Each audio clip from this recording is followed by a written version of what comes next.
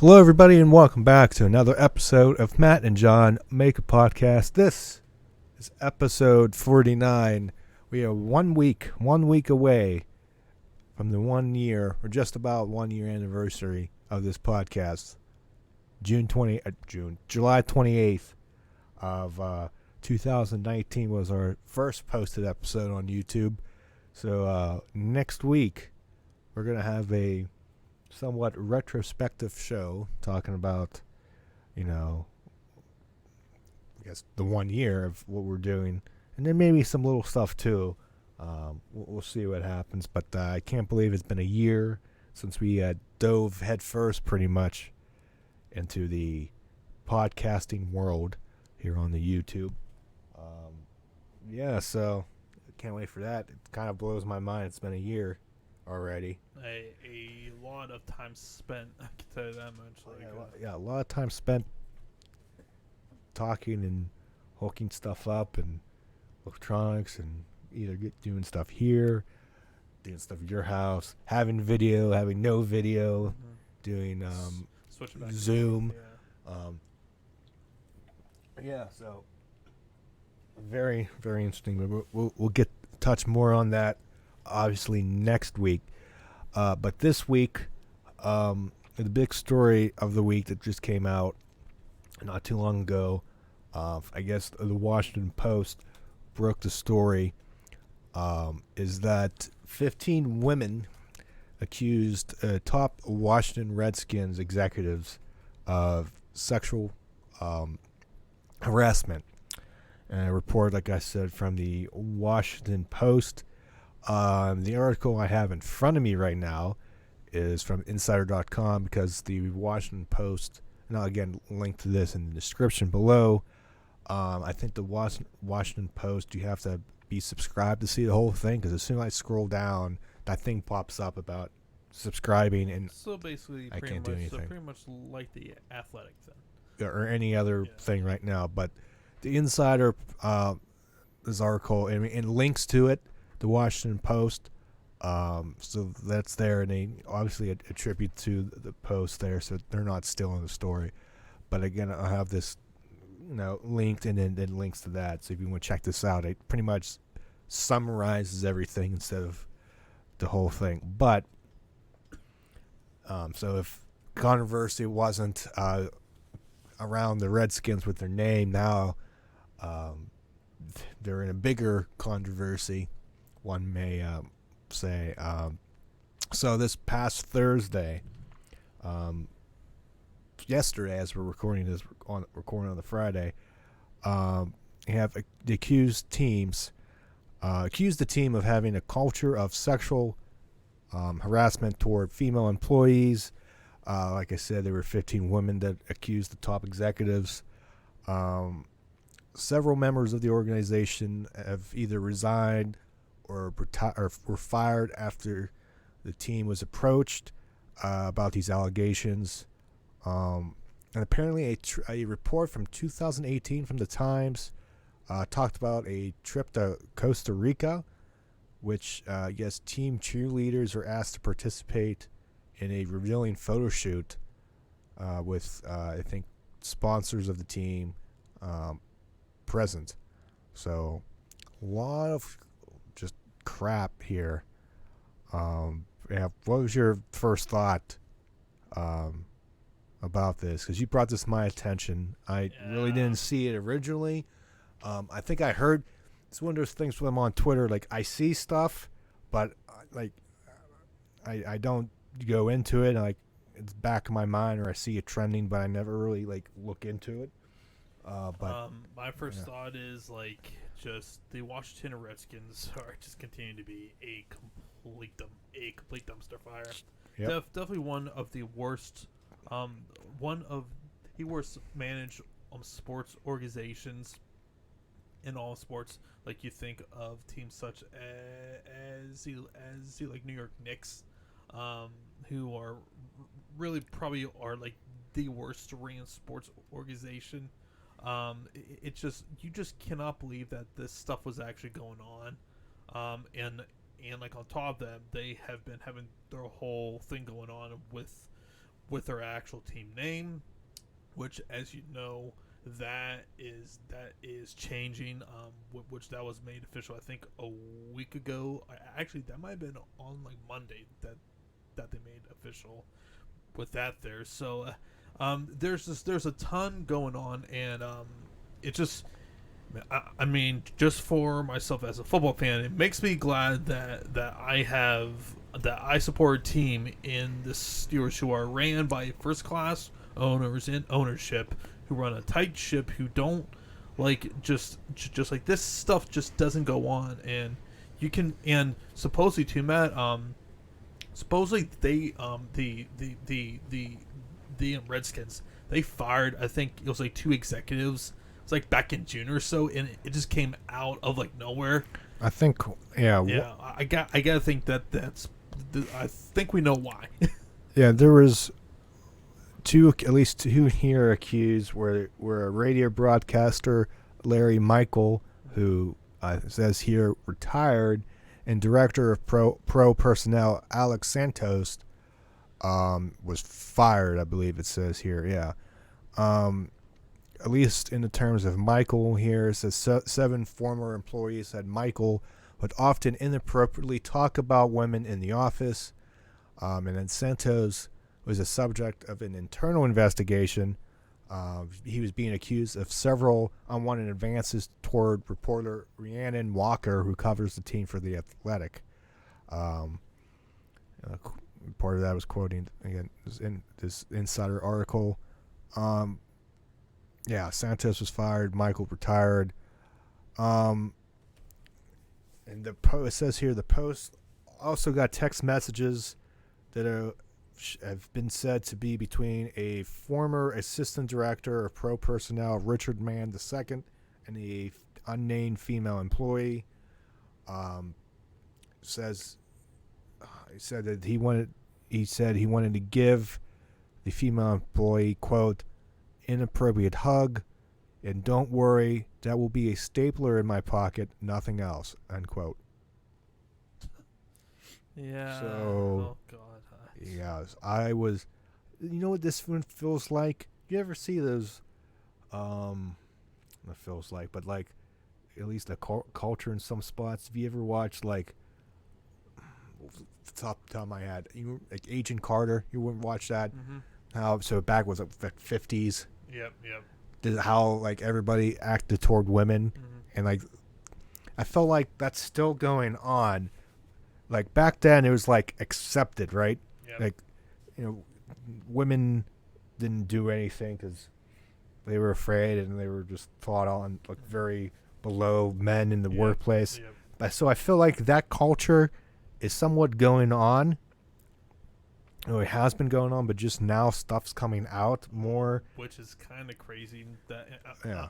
I mean, how we were talking about this with the whole speaking out thing a few weeks ago. It's just like it's just like you're just amazed that half of this stuff is still going on. Like, yep. Like we're in 2020 now. You would think that the culture would. I mean, like, hell. And that's like everywhere too. In regards with like race and everything, you would think by now it's just like that this stuff would have been long dead. But as we are seeing, like from like multiple accounts, like that is not the case, and we still got a long way to go. And when it comes with the Redskins now, I feel most sorry for their head coach now, Ron Rivera, who went from like the most stable organization in the Carolina Panthers, who the new owner, he was a minority owner of the Steelers. Yeah. And now he goes to the most dysfunctional organization in the old Washington Redskins, and man, full well that they are depending him heavily on leadership because by God, he's about the only stable thing in that organization. Whether it's from their horrendous, whether it's from their from their horrendous um, um GM ownership. They have an unproven quarterback. It's just, man, it just. Yeah, it's. Oh, and hey, man, I just got another political text like, oh, hey, John, radical liberals and their media accomplices are tearing down monuments and stuff, and yet Joe Biden is silent. Oh God, like I'm getting sick of these text messages. Whether it's How you getting legit text messages? Yeah. How you getting legit text? I don't get text messages. I like Yeah, block like, that. I've been getting them. My mom has been getting them, and same with my dad. And like I swear I get these at least once a week. We get the flyers in the mail sometimes. Yeah, I it's just like, I don't. they're like oh hey John, radical liberals, they are attacking Donald Trump. I used to, I'm like, because I went to when he was running. Trump came to our school. He had a speech, right. and I went to it just to go. I mean, if Hillary went, I would go anyways, just to see a thing. I would have gone no matter what. And to sign up for tickets, you had to like go to his website and stuff. And then a little so often, I would get an email, and I would just ignore it. But the last couple months, and I finally stopped it. It was like every day there was something from the email, either from his son and stuff. It was like getting too much, and I finally unsubscribed. Thank God. Mm-hmm. But like, it's just politics in general. Would just, I mean, yes, I feel like we say this every week. Mm-hmm. It gets too much. Forget it. You want to win? I don't care. But we got a little bit off topic there. But That's guy. it's a You podcast. gotta shoot it. Gotta talk. Yeah. Now as far as what the Redskins is concerned, you gotta wonder how those players feel and how they're going to try and get back into the swing of things, because this is just one giant distraction right now for a team that's already struggling. I mean, from all things considered, they had a pretty good draft, which is good, but man, like, just sort of the last thing that they really needed, and now it's just and with camp opening up in like a week, which that whole thing, I'm really wondering how this is going to go, because we're kind of seeing it with hockey, baseball, and basketball. It's going to be a work in progress. I mean, hell, today with the Pirates, Gregory Polanco, he tested positive for COVID. Yasiel Puig, he tested positive basically right after he signed with the Atlanta Braves, which is pretty unfortunate for him. So, and like, I think it's going to be a real challenge for a lot of these sports to get off on the ground running. Unlike wrestling and MMA, who in my opinion, MMA has done this essentially perfectly. We say that every single week. Dana White kind of laid down what the blueprint was, as far as getting stuff going and testing, the way that like he's been doing it. Like Matt, just you looking at this. How do you think that what training camp coming up, and I believe actually with baseball that they start their season next week. Yes. Well, so at least the Pirates are playing an exhibition game tomorrow. Yeah. It's on TV, and it starts against Cleveland. Yep. Yeah.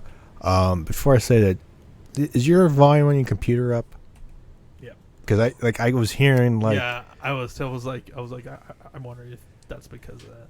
Yeah, I was losing my mind. Anywho, what's going to training camp? I don't know. Echo. Shut up. Wow, what goes on there? It's going to be very. I don't know what they're going to do because it feels like nobody talked about the NFL, what they were doing, until now. And they, above anyone, have had the longest time to prepare themselves for this because this all started back in March, where essentially everyone else was either in season or they're going to be in season. So I don't know. It's going to be interesting what they do because of right now, I think. Hell, man, they're blocking off a couple rows of seats for advertisements because no fans. Mm-hmm.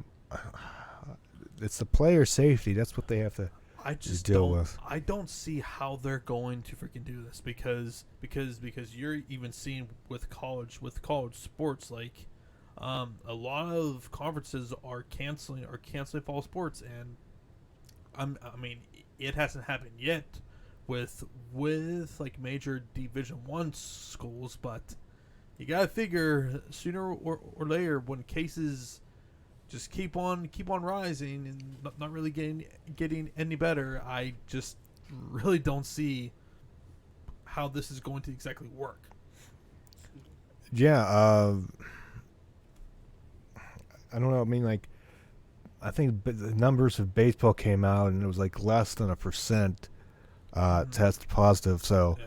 I mean, that was at least good for that. And it's not a lot, No. but yeah, I don't know. I don't know what they're gonna do. I don't know what they're gonna do because they're probably not gonna have fans in the stands. No. I would be I would be very surprised. At least just talking experience here, the Steelers. Because Yeah. cases are going up. That would be stupid.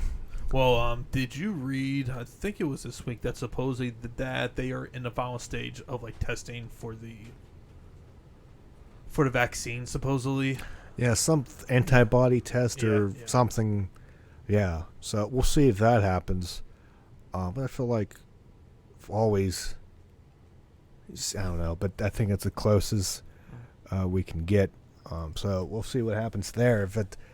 You got to do testing because you just can't throw it out there. So I think it's 30, a couple of 10 of thousands, 30,000 people you have to monitor and what have you. So we'll see. So definitely, I think the rest of the year is going to be screwed up.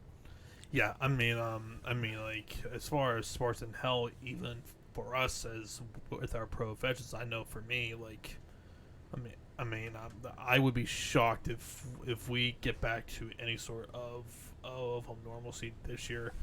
I mean, like, I've been working from home since March. We're really expecting that to really change, especially with the cases in Allegheny County. I think they had over 200 more today, or something like that, or like yesterday. So it's really not getting any better now. Now, as far as the actual death toll is really down, but the cases they continue to be a problem. But I tell you though, the one sport that continues to do this well is MMA, and that was shown by a really fun card last Saturday, Matt. Although you were pretty pissed off by the co-main event, and so were a lot of people from that there. One judge screwed me off with that one judge. But we're going to start from the very from the start of the main card, which featured You blinked, you missed it. Yeah. And this probably is going to really piss you off. It's not. You don't pronounce her name Amanda Rebus. It's Amanda Hebos, supposedly. How? That's like Andrade. There's no G. Damn Spanish names. So Amanda Hebos Hebus. versus Paige Van Zandt, which this was essentially what I expected. I even told you before that I was like, those odds are exactly right. Like it just. Well, when I see odds like that, I mean, I would better assume that person who has the good odds is going to dominate and kill the other person. Because if not, I would. Oh, it's just if somehow. Yeah, I mean, Paige would have, no, by the grace of God, would have pulled that up. I would have been. I don't know if I would have been more upset than. It would have been one of the biggest upsets in MMA history because But it wasn't gonna happen. this Amanda is going to be a top 5 potential fighter down the line. Like she is that good, and especially in how like weight class. It's just I'm very high on her going forward. I mean, what she did. I think it was against like Mackenzie Dern, where she just her stand up was just so much superior in here. She really showcased her ground game, and it was just not even really competitive. I'm not even sure if this fight even lasted 2 minutes. I don't know. Definitely was in the first round. I don't think it even lasted that long. But and I think Paige was like a plus 600 when this fight began, and for Paige, I mean, like, not exactly the way that you want to really go out because this was her final fight on her contract, and if you go by the things that Dana White said. Pretty much the company has no desire to bring her back on the terms that she wants. So she plans on testing free agency. Supposedly Scott Coker and Bellator are pretty interested, and also too Paige's husband, he fights over in Bellator. So I feel like that's probably is where she's going to end up. As far as how she's going to do over there, I think she'll be decent. But at the same time too, you just gotta wonder. I mean, yeah, she's only 26, but how good is she? We really don't know. Because I believe she's now 9-5 or 8-5 now as a fighter. I mean, she definitely has a big fan base, and I think that's something that Bellator can definitely that they can definitely use. But as far as a fighter, I just don't know how good that she's actually is going to be. So we'll kind of see how that goes. Then we had Rose Namajunas versus Jessica Andrade. This was a pretty good fight. I scored 29-28 Rose. In that final round was I was getting a little bit nervous for Rose there because man, she busted up her like eye, and that thing was swollen shut.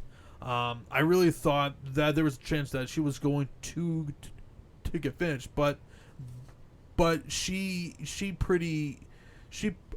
won a round. She won rounds 1 and 2 pretty convincingly. So it was just a little bit too late for Andrade.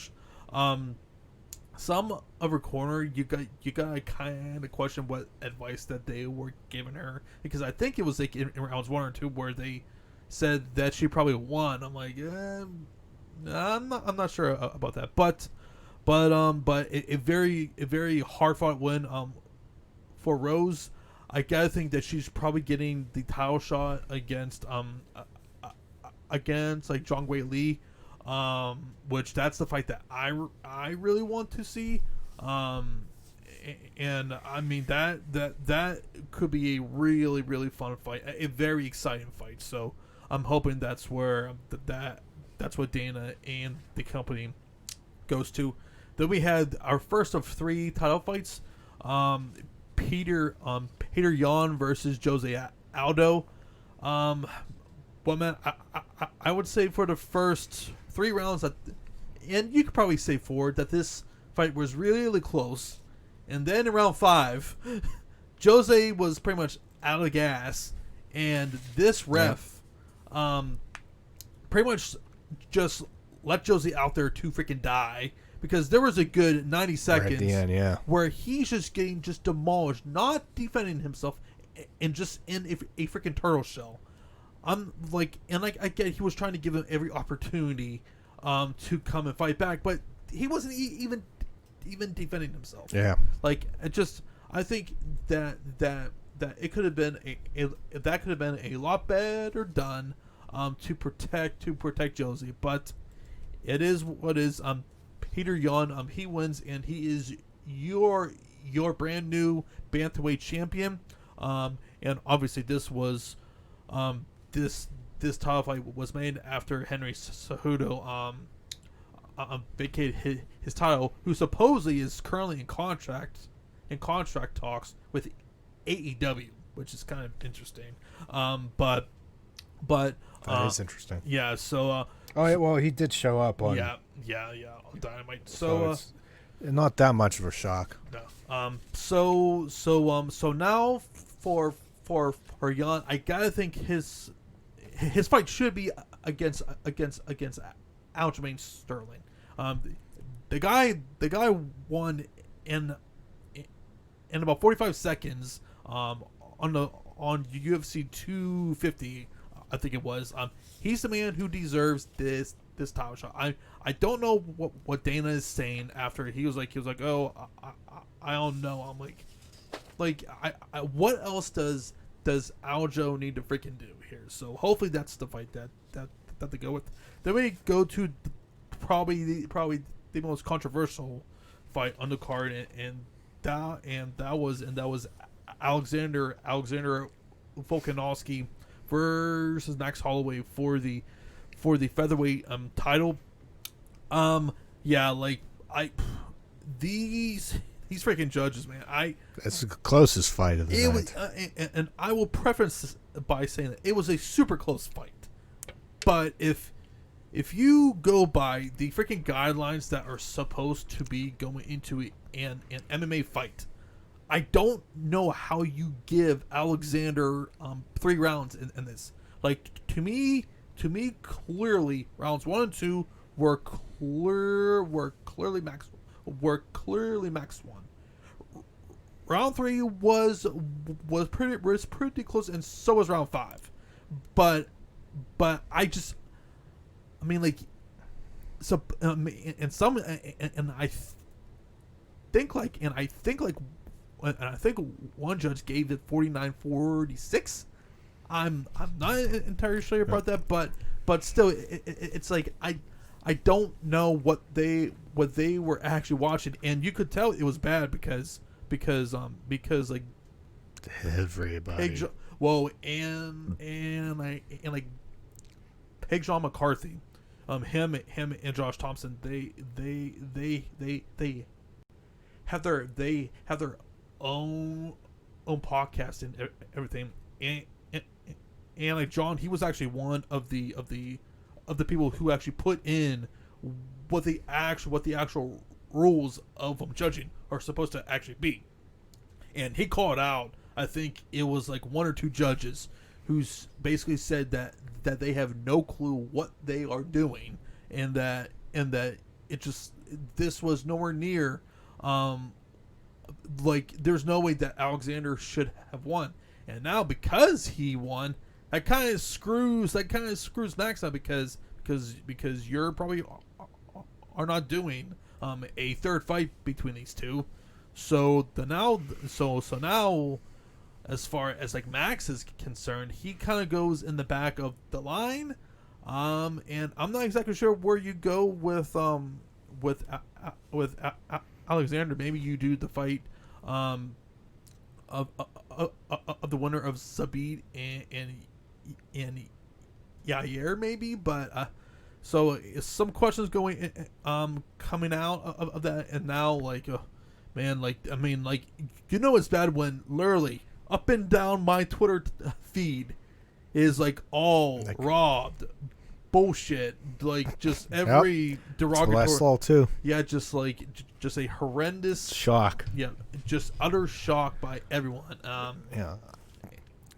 This was the match, the fight that screwed me, because I had between this fight and the Aldo fight, I was torn on who I wanted to win, because Aldo and Holloway, even though they're underdogs, Right. still good. They're decent fighters. And then, so I was torn. So I had 3 parlays. I had first fight, the Van Zandt fight, and I say Van Zandt because I forget how to pronounce the other girl's name now. It's Rebus. Hebus. Apparently, screw R's and letters. So the Amanda fight, the Amanda R fight, even though R is silent, non-existent. Anywho, so I had that one, and I had the Usman fight. I had Usman, and all 3, because I was fairly confident in those 2. So 3 parlays. I had Hebus, a combination of Hebus, Volkanovski, Holloway, Usman. Then again, the bookends are the same. Then like Aldo, Volkanovski, and then both underdogs winning. Yeah. And I was gonna do a 4th one with all the favorites winning out of those 4, but betting, it was $20 each. Betting $20, that's 80. And if I win that favorite one, I would have got profit of 64 out of that bet. So I would have lost like $14 or whatever. Matt. So what's the point, right? Yep. So I was like, I'm not gonna do that. Maybe if at least one underdog in those 2 middle fights wins, then I'm fine. So that in that first fight, the Aldo fight, I really wanted Aldo to win that fight. Yep. So that 3rd fight wouldn't matter to me, Mm-hmm. and then I was fairly confident Usman was going to win. Obviously, everybody was confident Amanda was going to win. So, but since who else? Oh crap! Who else to face? Peter Young. Yeah. One, I then for anything to happen, I needed Holloway to win because I was down to 1 parlay, and I would have won. I would have came up in the plus. So obviously all 3. So that one ref, it was a split decision. So that one ref, it was 49-48 Volkanovski to break that tie at the end. Yeah. So the 2-point swing. Yeah. Yeah. That's what cost me. I'm not surprised. I'm honestly not surprised if either one would have won. I selfishly is just screwed, mad because Holloway didn't win because it cost me money. But unlike the other fights, the main event, this was pretty convincing, pretty lopsided, and this kind of really disappointed me. And I know with a friend of ours was getting really pissed at freaking Usman's foot stomps onto The memes. yeah, like oh my god, and dude just saw Twitter, man, and I mean it was good, and I will say this, Matt, this show alone showed how big of a draw that Georgia's 1.3 million pay-per-view buys. A non-Conor McGregor pay-per-view did over 1 million pay-per-view buys. It's nothing to sneeze at, but with that, you have a lot of casuals who don't really know what the sport is actually about, who think that every fight should be rock'em sock'em robots. You Essentially, knocked my block off. I'm like, hey guys, just so you know, you can grapple and you can wrestle in this sport. I'm not saying that it's going to make for an exciting fight, but it's mixed martial arts. This isn't boxing. So you could just tell a lot of people were getting really frustrated, and I mean, like, I had a feeling that this would probably happen was because A, George was fighting on 6 days notice, B, Usman grinds you and just puts so much pressure on you. This is what he does. He's a really good wrestler. On top of that, being a very large human being for that weight class, you know, it's just that was his game plan, and he executed perfectly. And this is what he should have done. Because to me, if he would have played George's game, which is just stand right in the freaking center of the octagon and just exchange, George would have torn him apart.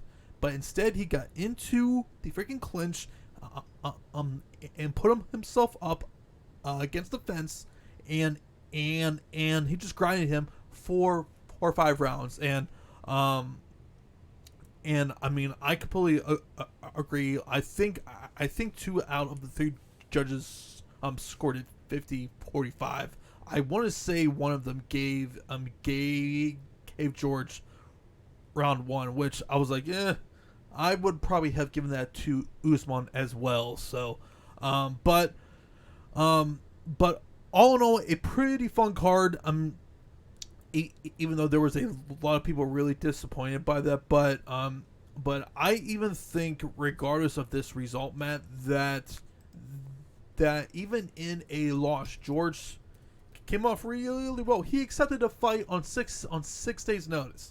So regardless of what happened, and he didn't get finished, and he wasn't even close to be getting finished, which is why I laughed at some people who were assuming that freaking Usman was going to finish this guy. I'm like, hey guys, Usman has 2 finishes in his 2 out of his 7 finishes or KOs have only come in the like UFC, whereas everything else, I believe have been by decision. I want to say maybe like 1 or 2 had submissions, but for the most part, they have been decisions. So this was essentially what I thought could happen if the fight did turn out like this, and that's what happened. So, a really fun UFC card, and the next pay-per-view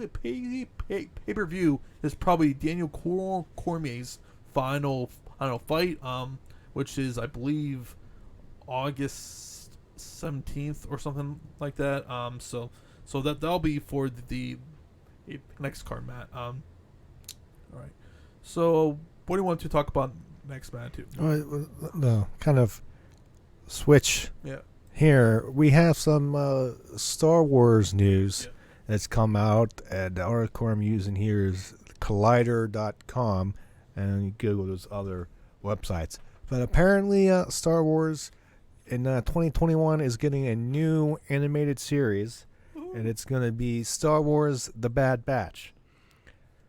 What it's going to be called, and this article came out on the 13th, so as of this recording 4 days ago. So if you watched, and you haven't, so if you watched the Clone Wars animated series, also on Disney Plus, there is an episode. I don't know if it was this maybe next to last season. I don't know. It was one episode called The Bad Batch, and basically the Bad Batch are, I think, 5 clones that were, I guess, as they were making the clones, they came out, they were just not right. Obviously, when you see the clones, everyone is the same, basically, and it was perfected. But this Bad Batch is kind of like the discard pile, if you will. And each of these 5 members, I believe, have a specific strength to them. One is like super strong. one's like smart, others are good. Each one has their own uh, strength, like I said. Mm-hmm. So this is coming apparently next year. Dave Filoni, as everybody knows, I think was executive producer of the Clone Wars, and I think Rebels had a hand on it. He has his hands in the Mandalorian. He's returning as executive producer. And I think some people from Clone Wars, and I think the Mandalorian are back to work on this. There's no names in here. Let's see, what's the tagline here? Explanation here. Quote here in the article: the series follows the elite and experimental clones of the Bad Batch, first introduced in the Clone Wars, as they find their way in a rapidly changing galaxy in the immediate aftermath of the Clone War. Members of the Bad Batch, unique squad of clones who vary genetically from the brothers in the Clone Army, each possess a singular exceptional skill which makes them extraordinarily effective soldiers in a formidable crew. In the post-Clone War era, they would take on daring mercenary missions as they struggle to stay afloat and find new purpose. So again, like it says, it's taking place after the Clone Wars and presumably Order 66. So we'll see. I don't know how far, and this is just preliminary information, so we don't know how far into or close to A New Hope we get into, but this might fill in some gaps with stuff and continue, and stuff like that.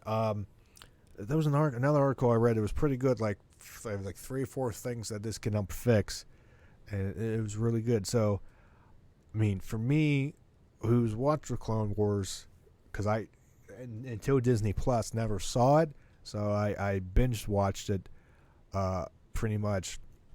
And the Bad Batch, I like those guys, even though they're in for one episode, but apparently a lot of people like them. So for me, I'm excited to see it.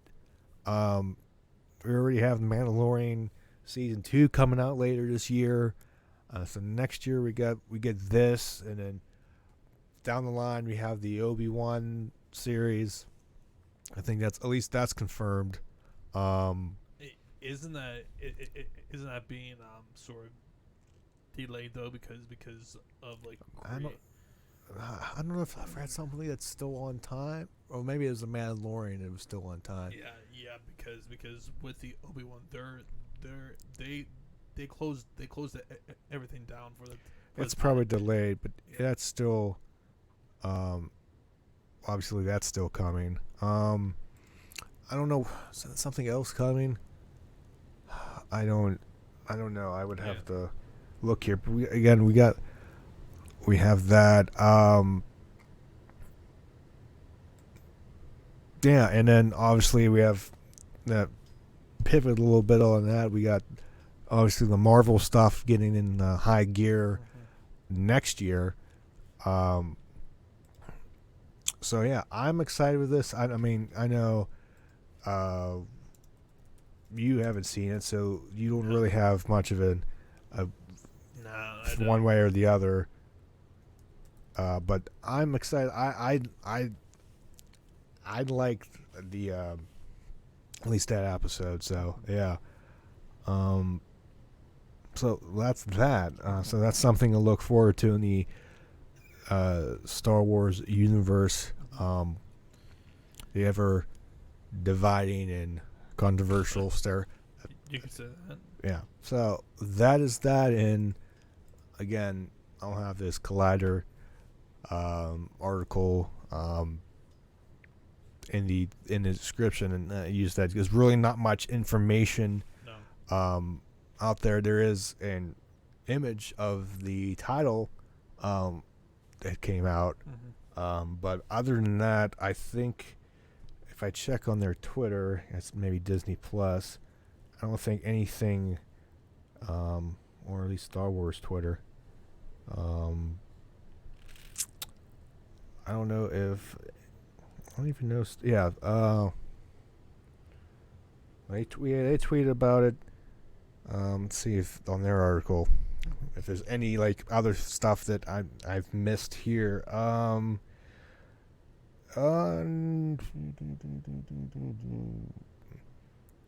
No, pretty much what I is in this article was pretty much copied and pasted from the StarWars.com. So yeah, so we'll see. We'll see what happens there. I don't know if I can, not to waste more time, if I could find that stuff about like the stuff this could fix, because I read that and it, like they bridge the gaps of some stories, which some of that was pretty interesting. If I can quickly find through the history of my phone, and if not, we can move on. Because what were we going to talk about next? Was it the ratings? Yeah. Yes. So if I find it, we can go back real quick. But so transition. So this week's AEW and NXT ratings are out. AEW had Fight for the Fallen, so they're advertised big show, and NXT didn't have, a Great American Bash or what have you. So this week, AEW won overall. Let's see, the ratings were Dynamite was 788,000, up 10% from last week, to 631 for NXT, down 17% from last week. Mm-hmm. So they beat Dynamite beat NXT by, I believe, 25%, if it says here. And the quarterly, and then the Demogod one. They obviously, like always, the 18 he released and he released a new shirt, a T-shirt about that too, which is hilarious. Yeah, and I, as much as it annoys me, but I appreciate the trolling by Jericho, and people are falling for it. Would you expect anything less from him? I'm like a Jericho troll. No, I would not. So we have that. Jesus, why is this changing? I gotta find this. Continue fighting. So the quarterly came out. So AEW, every quarter of AEW beat every quarter of NXT. Some highlights. The first quarter of AEW was Cody versus Sonny Kiss. Opened up with 826,000 viewers. 374 in 1849, while NXT opened with 693,000 viewers, and that was the Keith Lee promo, and 208,000 in the demo. Some other things. Let's look at the bookends. Oh, well, no, let's look in the middle. Quarter 4, for comparative, Chris Jericho interview and his angle with Orange Cassidy. Was the lowest viewed segment of AEW with 765,000 viewers. But the demo went up compared to the last quarter, previous quarter, so up 376,000. So the demo was higher than the opening, but lower overall viewership, which that's just coincidence. And to compare that demo, if you want to see what that segment was up against, it was Tegan Nox interview in the beginning of Keith Lee and Dominik Dijakovic for both titles, which did 602,000 viewers and 192 in the demo. Then to piggyback off that match, the fifth quarter for AEW was, I guess, the whole rest of the match, and that was up 6,000 viewers, and somehow lost the demo and went down 13,000. Mainly probably because I don't know, what's quarter 5, Elite versus Jurassic Express. Elite probably had something to do with it, because the demo was up 2,000. So, and it's just weird how, viewers go up, the demo goes down. Who knows? And that the ends the last quarters for AEW was Moxley versus Brian Cage. A little bit of quarter 7 was that too, but the full match, quarter 8, the last 15 minutes was the highest viewed segment of the night for AEW with 844,000 viewers, which was up from the previous quarter, 64,000, and the demo was 407,000, which I believe was the highest in that demo. Let me look real quick. Yes. And then NXT ended with EO and the last 15 minutes, and that kind of started in quarter 7 too. But at least that quarter comparative was 652,000 viewers. That was up 42,000 for the previous quarter, and the demo was up to 186 for the previous quarter. So both main events, if you just look isolate from each company, had a big boost in viewers, which for NXT, that was the biggest increase there. And for AEW, that was up 64,000. That was the quick. Everything's all blended together. That was the biggest increase there. So both main events saw an increase. So that's good if you just look on each respective company and had and stuff like that. So that was good. So Moxley and Cage drew, and the women are drawn for NXT. At least you can compare with Moxley and Brian Cage outdrew them, but everybody outdrew everything. Expected, yeah. NXT was down. It was expected. It's like I said from the previous week. There is no excuse why AEW should not win this week convincingly. I mean, just what they had lined up, and on top of that, this is coming off the heels of NXT pretty much throwing everything but the kitchen sink for the previous week. Previous 2 weeks. Yeah, for the previous 2 weeks. So and one. And one. So and hell, we're probably are going to be seeing something similar for next week as well. It's just I mean, like, you're going to get weeks where NXT is going to rack off a few weeks, and then you're probably are going to see Dynamite. Right. Whoopsie daisy, we got a spill. You see, my friend Mac is clumsy as hell. God damn it, buddy. Well, at least it's gonna be. At least this table's gonna be sanitized again because it's alcohol. And now everybody's going, he's drunk. Well, there goes that book bag. Apparently so. We're all clumsy. So this is gonna be a fun episode. This is a year of stuff here, ladies and gentlemen. This is what we had to endure for a year. You probably want to. You're out of focus there. Yeah. Wipe that. There we go. Well, anyways, I guess on that note, I think that might be a good clumsy place to stop. All right. Well, because I can't find that article, but you have something else. Yeah. Just wanted to finish off. You're just going to see a few weeks where they're just going to be trading off wins, and I believe for next week AEW has advertised 3 or 4 matches for next week. I'm not sure if NXT has. I think they had 2. Okay. Wait a minute, I can look.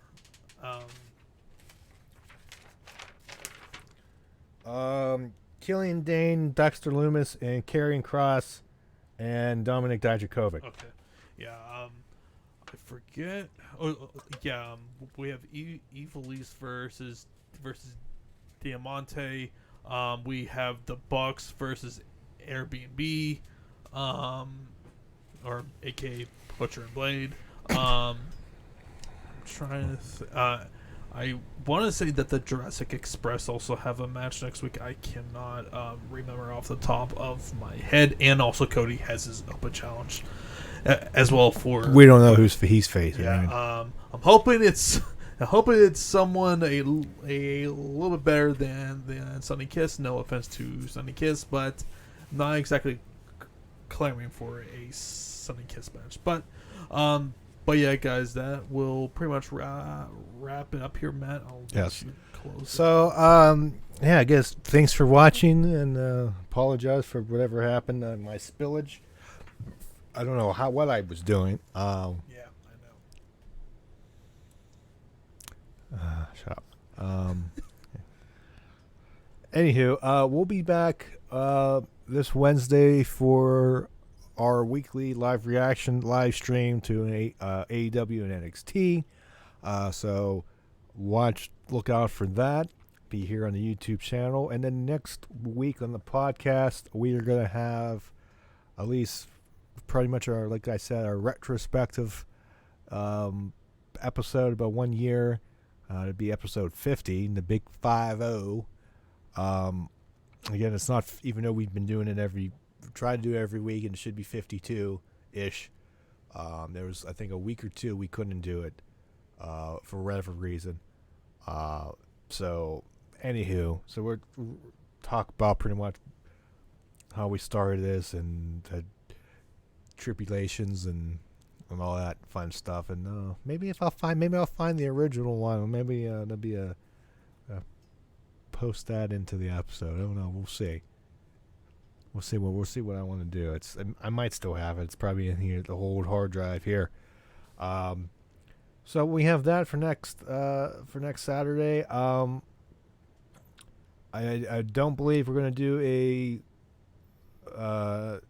Extreme Rules one because this one's not going to watch. But I am. So maybe we can talk quickly. I could maybe on Wednesday quickly talk about that. Maybe at the end of the live stream after we talk about NXT and whatnot. Quick thoughts there. But besides that, again, thanks for watching. Like, comment, subscribe, and all that fun stuff. And for John, I'm Matt. We'll see you this Wednesday for our live stream.